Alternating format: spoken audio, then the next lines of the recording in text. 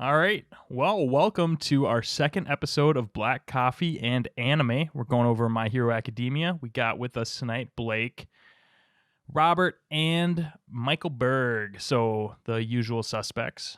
And we're going to be going through episodes 5 through 13 and talking about our favorite characters, favorite scenes, what we enjoyed most about this episode arc, and hope you enjoy.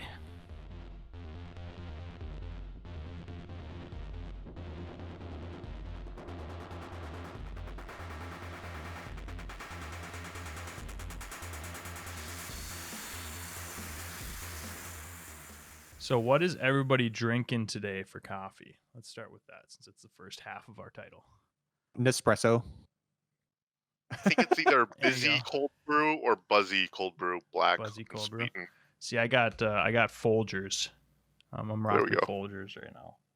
I haven't had Folgers in ages. And Bergie's underage, and it's almost his bedtime, so he is not drinking Also, coffee. Nespresso, that's kind of like a Keurig, right? It's a bougie Keurig.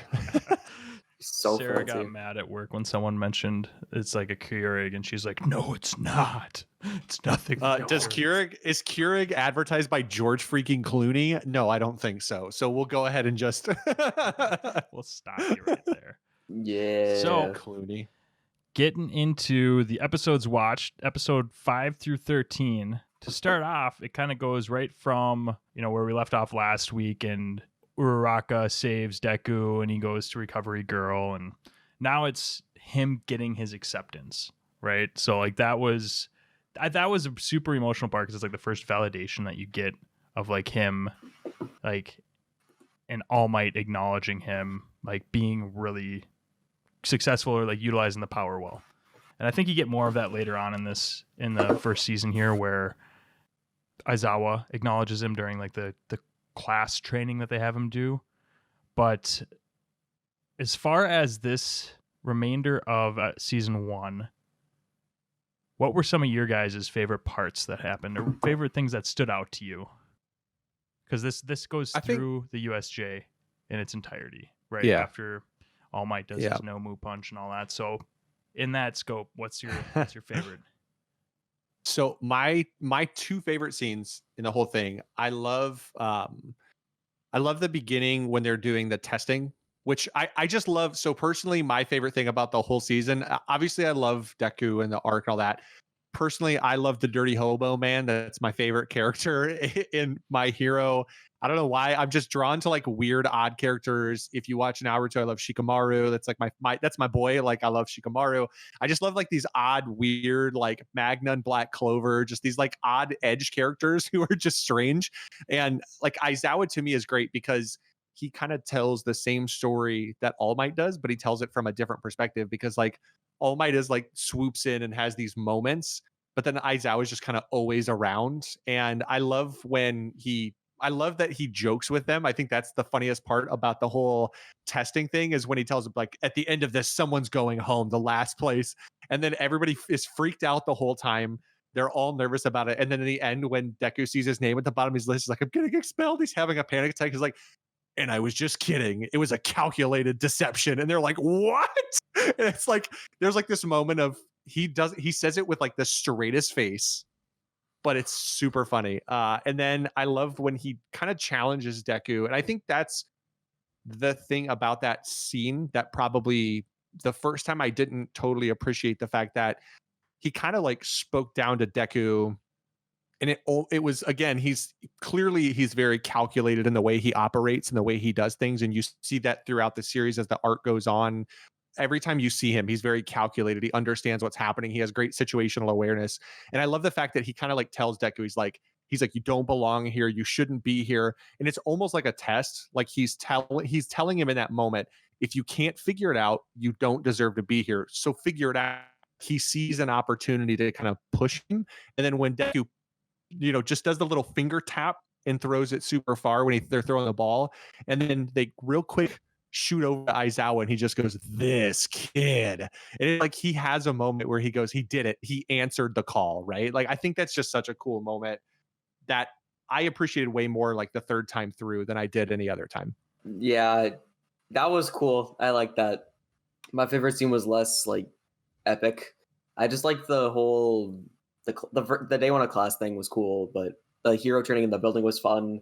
Like just the build up and just predicting and everything. Deku calling out basically Bakugo's moves before him was awesome. Like that was just fun. And like just beating him even though he was weaker than him was a really unique take on like a fight. And then the whole part where they're all in the room and just watching as everyone else goes. My favorite character got shown off finally, Todoroki. I hate his costume. All right, we're going off. I hate his costume so much. The first season, his costume is dumb. I cannot stand the red goggles and the boots. And half of his shirt is ice. It makes zero sense. And he just kind of changes to a white button-down t-shirt, and I think it's just much better. Yeah. I ran over. Yeah. Robert? So, my favorite part, I guess, about these episodes in a whole is learning about all of the other kind of secondary characters, because you really learn more about the class when they're doing the training and kind of seeing what everybody's abilities are and how they utilize them. But I think an underrated part, and one of my favorite parts about MHA is really the villains. And this is the first chance that you kind of get to see kind of the League of Villains and what their abilities are. And, you don't get too much of it, but they come up kind of out of nowhere, and their goal is to kill All Might. And they're kind of like pretty badass guys, just kind of coming out of nowhere. And they're kind of really evil because they're trying to kill little kids, right? Like it's like you guys are terrible, terrible people. Um, and then also when it comes to side characters, I love the comedic relief characters. I was thinking about other anime, and so Dane's favorite character in Demon Slayer is Zenitsu, and he just absolutely loves him. God, no. And look at his face right now, which is just great. But God. Mineta is kind of like that, and you see it on the boat where Sue and Deku are trying to think through this. Deku's obviously the protagonist, so he's all about like, we're gonna save the day, we're gonna fight, we're gonna do something, we're gonna do it. And then Sue's kind of like, okay, yeah, we're gonna fight. And then Mineta's just screaming and crying and wetting himself and being kind of like the helpless superhero who is a superhero for some reason, which is exactly like Zenitsu. I'm going to stop you because we already talked about this. I know you know how I feel, but I need to, for our viewers' sakes, for them to understand too.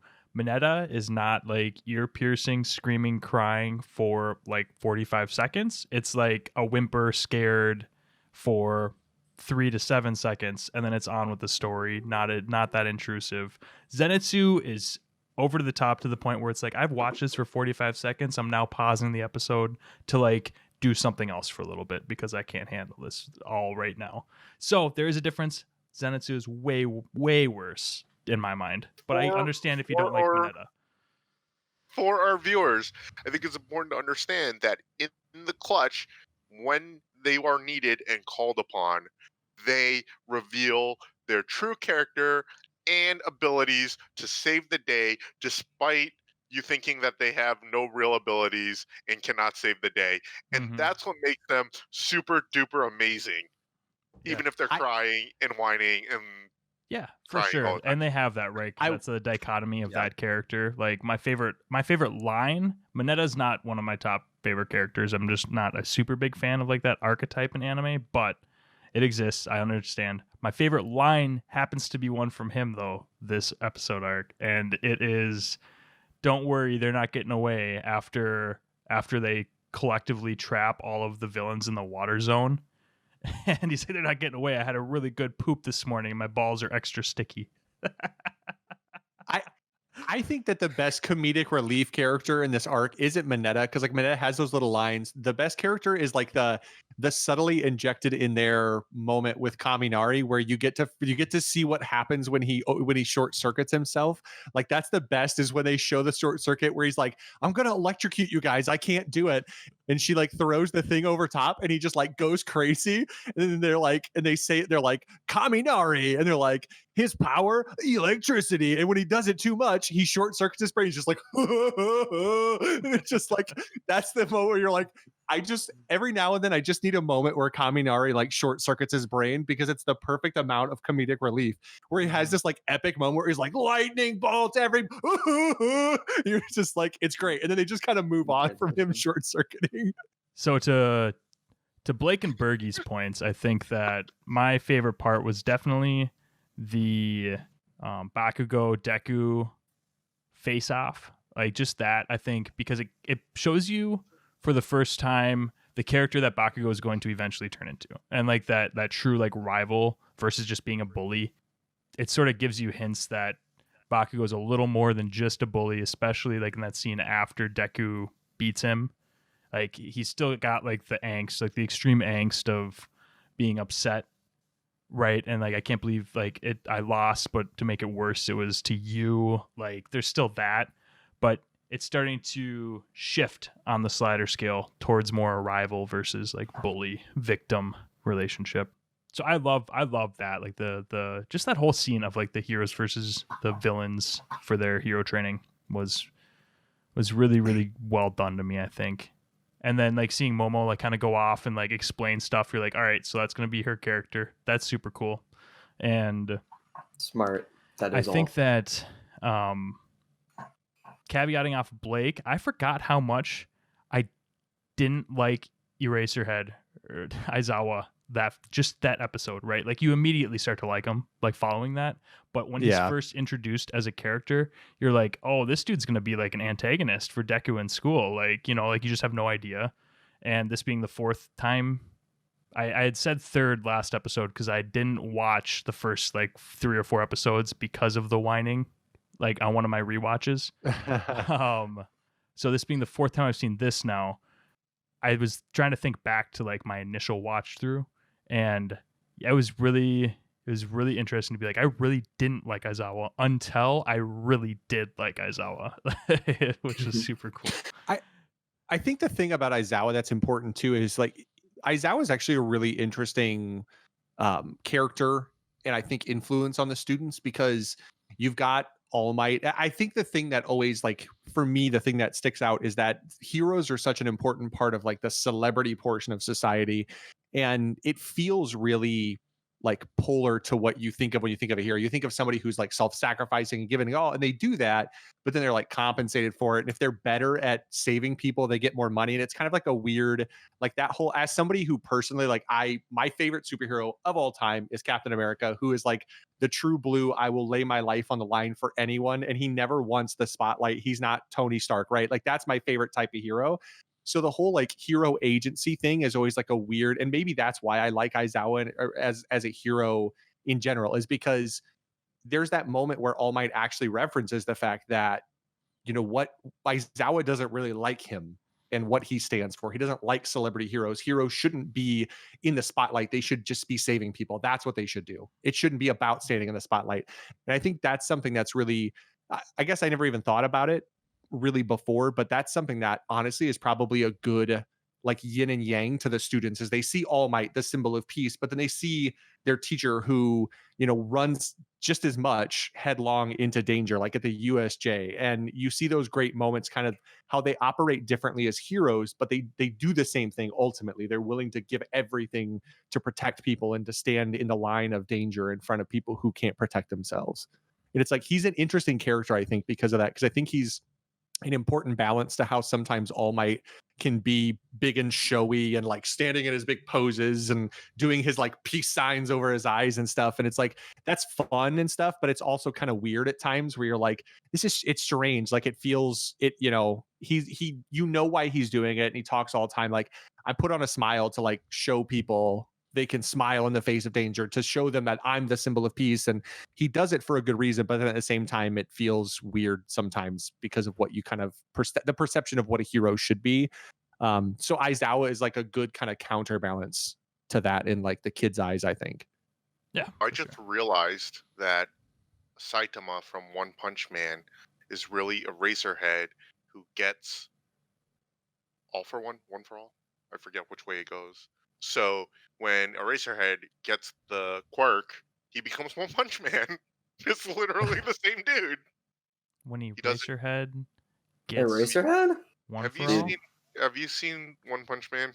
Yeah, Saitama. Yeah, I know Yeah. the character. How he doesn't do it for all the fame and stuff like that, and Yeah. he just goes around Oh. smashing Oh, everybody. you're Oh, you're saying- talking about that. Yeah, You're he's yeah. saying Eraserhead if- is more like If him. Eraserhead got one for all. No, just stick with me. I'm just saying. Yeah. And then Eraserhead trains so hard he loses all his hair.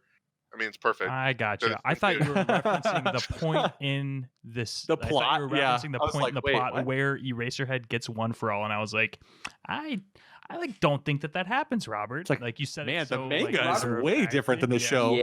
It's like, don't spoil it for me.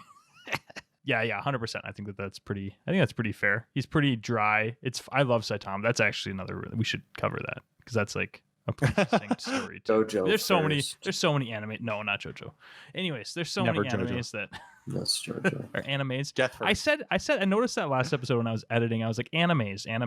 Is anime plural? Anime, manga, I think they're both singular and plural. Okay, cool. Yeah. So, who is everybody's favorite character in season 1 now? Bakugo! Yeah, you like where he went because I know you didn't like him in the first arc. It's true. I thought Bakugo was a butt, but he gets better as it goes along. And again, I think this is a credit to MHA. I keep talking about it, but the character development and spoiler alert, he gets even better. He just keeps building, and he's awesome. Mm-hmm. I agree. Yeah, Bakugo is a little more tolerable, I think, in this arc. They start to develop him better, but Bakugo definitely took me a while to kind of really appreciate him. But I think it was because they haven't really dug into the backstory and they haven't built up that enough. They start to do it a little bit, like you start to see why. I think you have to sometimes, look beyond what they just say out front, obviously, and that's what they want you to do, is to get to know the characters, to dig into their thoughts more a little bit, and that's why you get connected to them emotionally. And I think that about Bakugo is you realize like he's confused at why Deku would hide something from him, almost like he has that complex where he's always seen Deku there, and maybe he sees Deku as like a little brother or this little dorky kid, and he's kind of picks on him like a little brother, and he's always mean to him and he badgers him. But then the fact that like all this time, like, how did you hid your quirk for me this whole time? Like, he's more mad about the fact that he didn't reveal the quirk than that he could potentially be stronger than him. If you like, that's the thing I noticed, is that he doesn't seem mad that he's like stronger or potentially has more power. He's upset because he thinks Deku hid it from him all these years. Like, that's the thing that seems to be triggering Bakugo the most, which is why I think I found him more tolerable this arc. My favorite character, I've always said it, is Eraserhead. So you can just move on to somebody else because I'll just constantly stand for my boy Eraserhead. So Blake, I just want to chime in with the Bakugo story of like Deku treats Bakugo different from everybody else, right? And that's what really triggers Bakugo, from even when it does the flashback and he falls into the water and everyone's like, hey, are you okay? And he's like, I'm fine. And then Deku's down there. He's like, do you need help? You know what I mean? And when you're the golden child and Deku doesn't really treat you like the almighty, all-powerful, I think that's what triggers Bakugo into thinking like, or just being mad in general about like, why don't you worship me like everybody else does? And it's not out of malice, obviously, because Deku's like, pure-hearted, but Deku just genuinely cares. And when people just worship you, I think that's a little different form of affection, I guess. Oh yeah, for sure. Yeah, and I think that the flashbacks that happen showing like Bakugo's backstory a little bit when him and Deku were kids, like it 100% explains why he's used to like that worship, right? Like it shows like his teachers like, oh, he's got the quirk of a hero, he's gonna be, you know what I mean? Like it does all of that explaining of like where Bakugo gets this like sense of entitlement. So the fact that he's upset about Deku hiding his quirk from him, I think almost speaks to like, how like if you're like, generally speaking, if you're self-conscious of something or insecure about something, or like you suspect someone of doing or being a certain way, it's typically because that's an insecurity that you have. I think that is kind of written into Bakugo's character for this, because we all know Deku would not ever be like malicious like that towards Bakugo, but I think because Bakugo spent his entire childhood having like that pseudo malicious intent, that he sees that in other people. And I think that is one of the things that as his character grows starts to get like weeded out of his personality. And I think that that's where you like obviously start to see a little more meaningful. Like my favorite character is Kirishima, and like his interaction with Bakugo when they're fighting in the USJ and they're in the building and they're talking about how Like I love how wholesome he is. Like he's not flashy. His quirk's amazing, and like as we get further along in the story, like he can do some really cool stuff, but just his character itself is really wholesome, and his backstory when they get into it is really like I think that he is just like the most well-rounded like real life character in the show.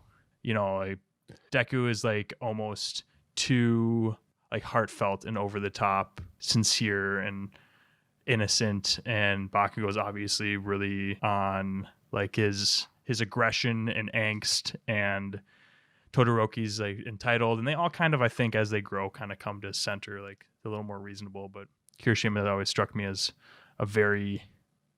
someone that is easier to relate to, I think, for me, personality wise. Yeah.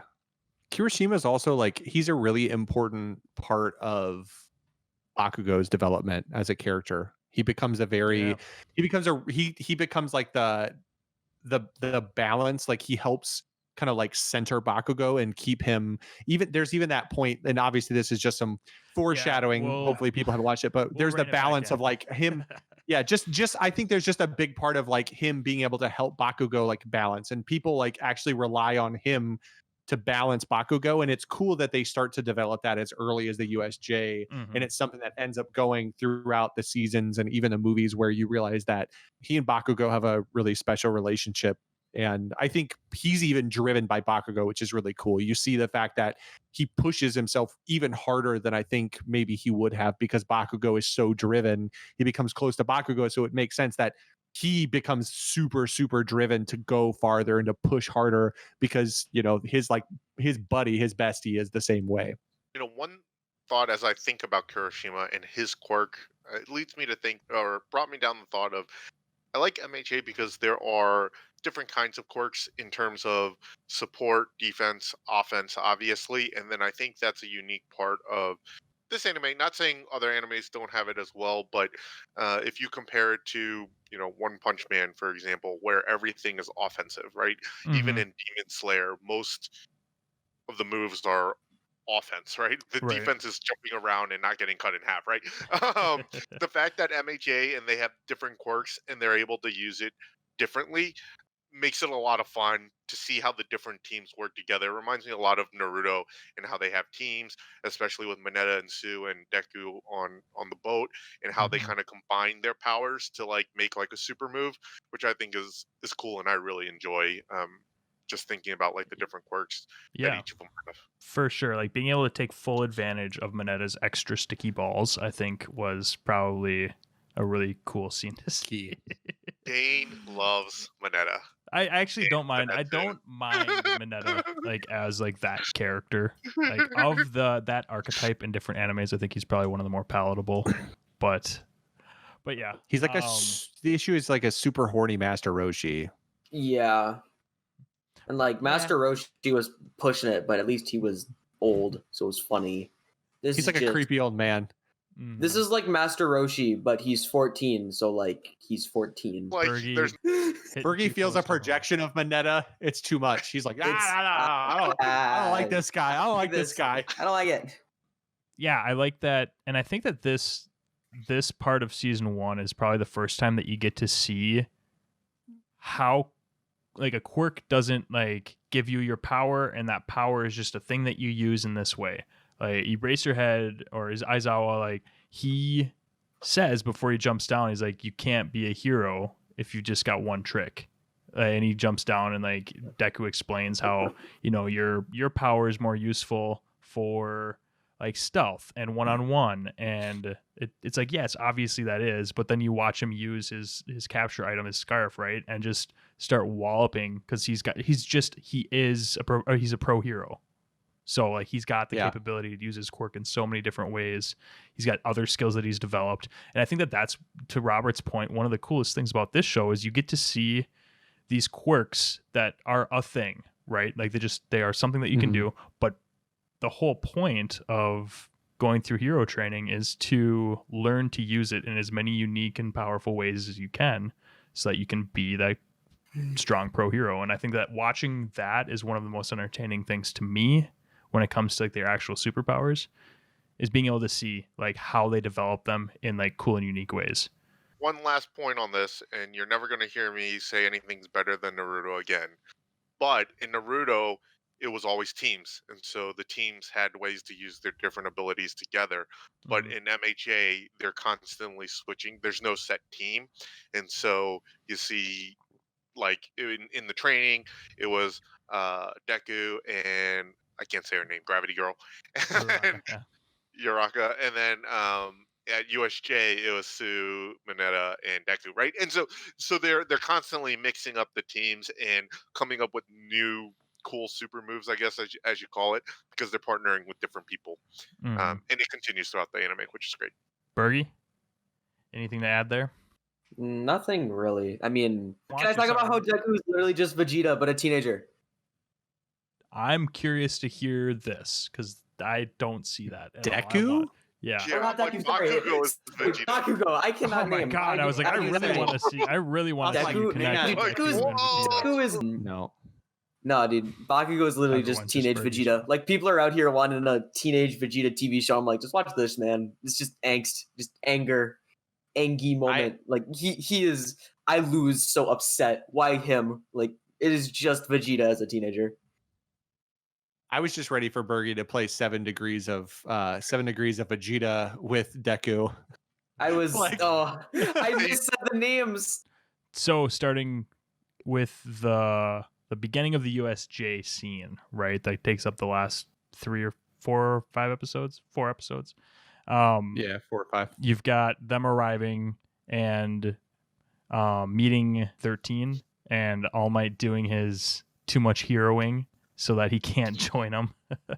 And that totally throwing a wrench in the villain's plans. I thought that was kind of cool how instead of like following this like neat arc of enter bad guy fight good guy, and then good guy win, it was like the whole villain plan was just completely shut down because All Might was too much of a hero. I thought that was really entertaining. But you've got Aizawa sort of taking charge, and then all of the kids getting teleported. What were some of your guys' favorite parts from this scene at the USJ?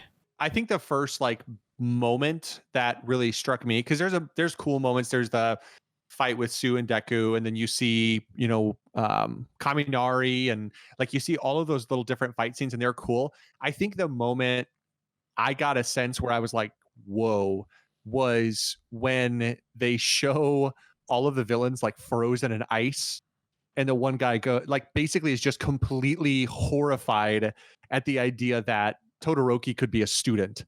Like he's literally just like iced the entire group of them, and it's like the most badass moment where he's just walking through them, like that little smoke puff comes out of his mouth from the cold, and then he's talking, he's like, you're some low-level thugs, like why did they even send you here?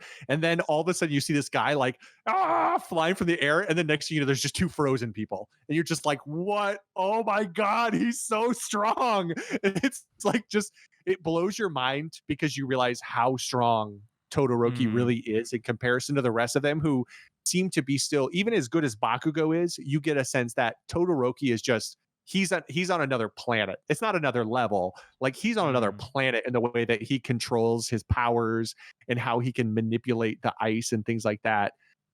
That was like such a dope first moment, like that hit me, and that really stuck out to me because it was just it literally struck me. I was just like, whoa, oh my god, like yeah, just completely blown away. Jumping off of that, I still think one of my favorite moments from that was when they were getting picked up on the bus, and like the invisible lady was like, "Yeah, I was over there watching him freeze everyone." He just like it flashes in his eyes, like, "Dude, I could have just killed her. My bad." Yeah, that's what I was actually gonna say. Was I love that they didn't let him just have it and make him like this uber powerful character. They still gave him that moment where he's like, "Oh, like I'm not just because I'm super strong doesn't mean I'm perfect. Like there's definitely still things for me to learn and like ways that I can learn to be a teammate instead of, they still gave him that like learning moment and showed that he cared to learn that he's not like some super powerful character. So I like that a lot too, Bergie. It's a good point. Robert? Again, love the villains, and they're coming out, and you see a lot of them are thugs with like weird abilities, but they kind of make a clear distinction with Shigaraki and teleporting dude. I think it's like Kurogaki or something, and even the big Nomu. Kurogiri. Kirogiri. Yeah, and they Kirogiri. look different, right? And like Shigaraki, like you don't think he's like all that powerful, but you're like, dude's weird. He's just got like hands on his face and arm. Like, what the hell is that, right? And then you see him just like touch Eraserhead, and Eraserhead's like literally just decaying, and you're like, ruh-roh, right? Like, and then the Nomu just crushing Eraserhead, and there is the level of power that, because you think up until that point you're like, oh my god, Eraserhead's going to crush all of these idiots and like just Mhm. beat them down, and then the Nomu comes and you're like, oh, everybody's going to die, and then All Might comes, which is just super amazing, and I love Yeah. All Might. But there are, to your point about Todoroki, I think is there are such different levels of power based off of quirks, but they blend it together. It's still not like it's kind of like Superman, but I get more. I don't know. I don't know where I was going with that, but it's cool to see like the different powers and stuff like that.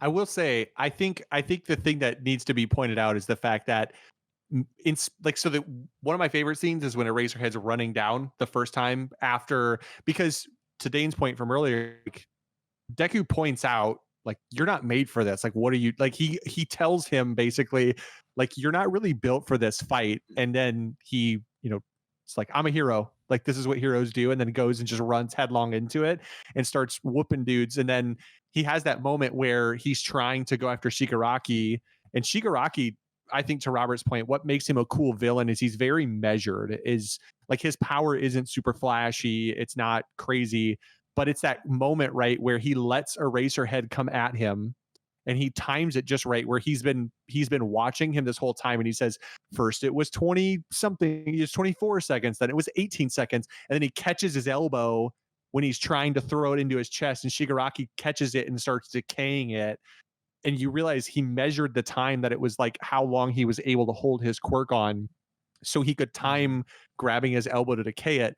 But then, to Eraserhead's credit, he's got like one dangling arm that he can't use, and he still just absolutely puts the hurt on like another 6 or 8 bad guys before the Nomu gets a hold of him. Like, these guys start running in at him, he's like, nah, I don't even need that arm, fam. Like, I'm just gonna use my scarf in one good hand, and I'm still gonna lay the smackdown on some lame, stupid little scumbags. Like, he's throwing dudes into each other. And you're like, he's only got one arm. He's such a badass. One. They already beat up like 30 guys too. He's dope. Yeah. Right. Yeah. Like, he's exhausted. To Robert's point about liking these villains, like Shigaraki, I think one of the reasons that he's a really good villain too is that he's measured and calculated, like you were saying, Blake, but at the same time, he's got like just enough of that crazy to make you actually afraid of him.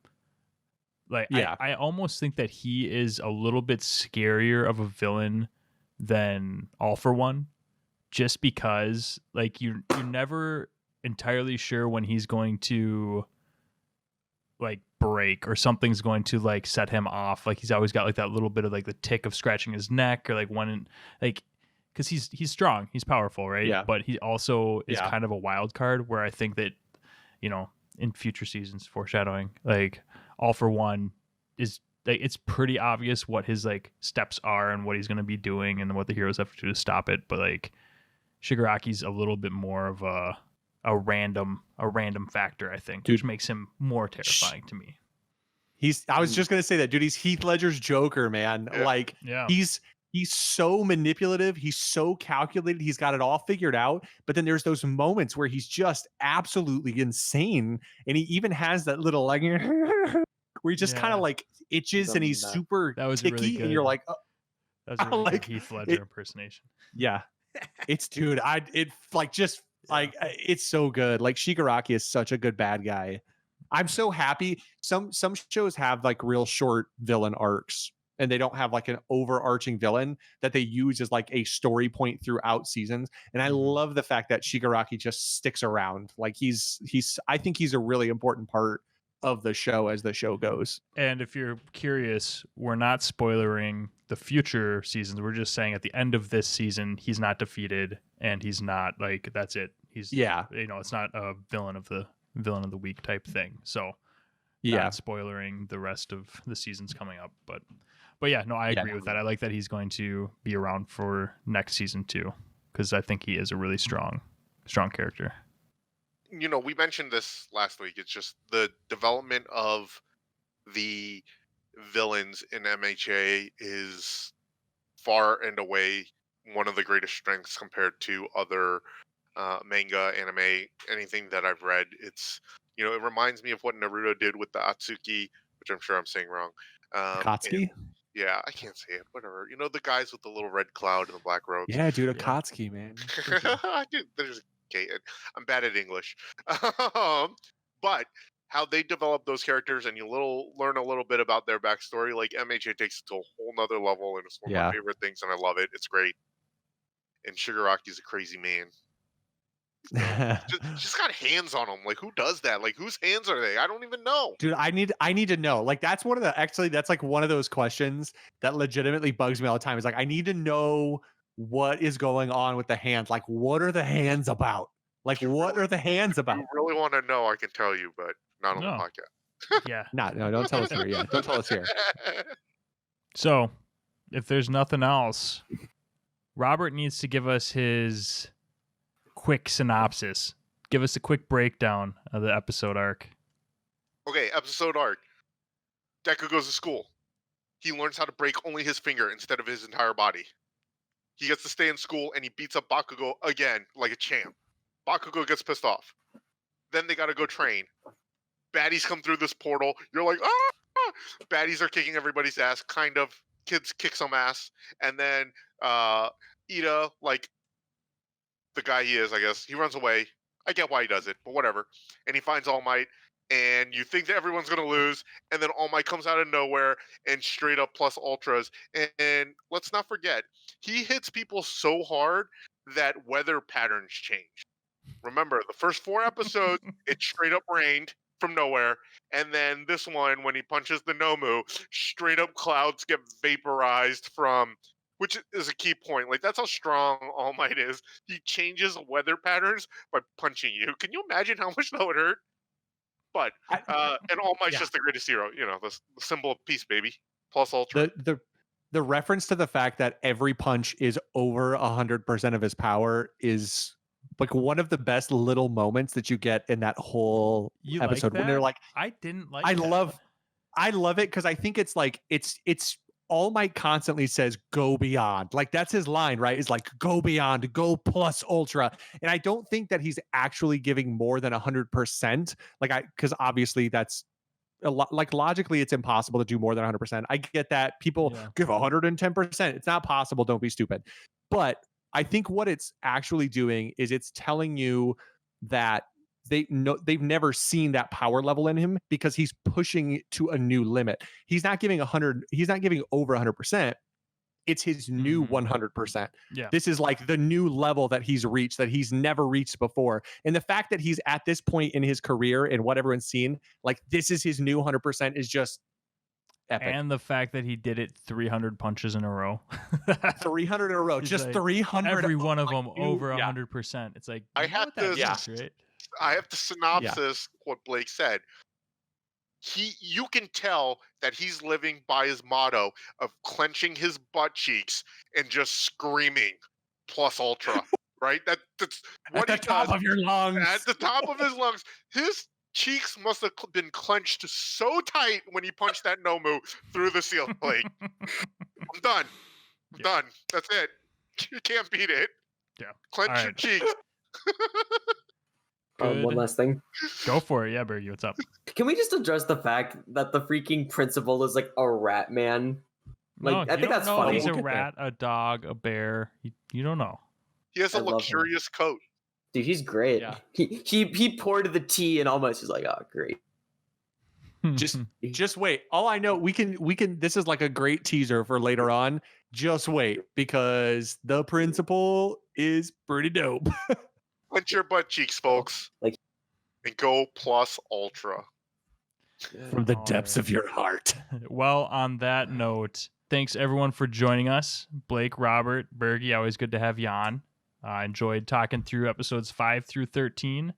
Be sure to subscribe and hit that like button on the video if you enjoyed, and hit that bell so you can join us in 2 weeks when we come out with the next arc review. We're going to be going through episode 19 or 18.